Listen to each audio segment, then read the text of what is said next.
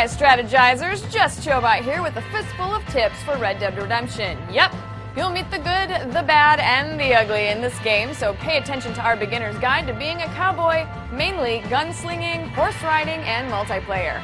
We have a lot of trails to blaze, so let's get started. Rockstar's Red Dead Redemption may have a few passing similarities with Grand Theft Auto, but that doesn't mean that the games play the same way. The first rule of gunslinging is to know how to use your target assist.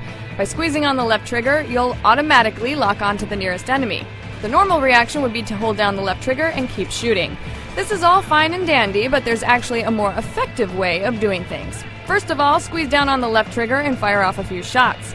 Instead of keeping the left trigger held down, let go really quickly and then press it down again to relock onto someone. Once you set a rhythm for yourself, you will always have a beat on the enemy, and it's super easy to take down a big group of guys.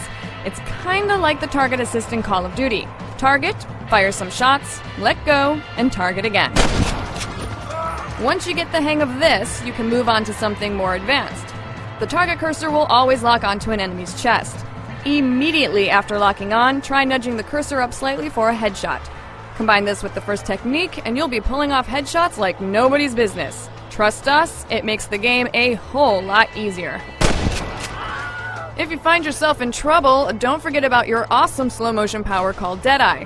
If you're getting shot up and your screen starts to flash red, don't be afraid to activate Deadeye. It's the easiest way to avoid impending doom. Gunslinging is important, but what's a cowboy without a horse? Your four-legged friend will be your main mode of transportation. Just make sure you don't wear the poor girl out. Pay attention to the meter on the left. Every time you press down on the sprint button, the horse's fatigue meter will go down. Don't jam on the button constantly or your horse will throw you off. Instead, pick a rhythm and keep the meter around the halfway point to keep a good pace going. Finally, we have multiplayer mode. Something to note is that in modes like free-for-all, you'll show up on other people's radar if you run. Now we know that GTA taught you to hold the run button down, but try to refrain. You'll get a lot more kills if people don't know where you are. Another note is that weapon pickups are super important in multiplayer. At the beginning of a round, run to the nearest weapon stash and find a better gun. It will make a world of difference. And remember, all the previous tips still apply in multiplayer, so get good with your target assist and have fun headshotting. With these tips in hand, you should be well on your way to becoming a legendary cowboy. Keep it up, and the Magnificent Seven will be begging you to join.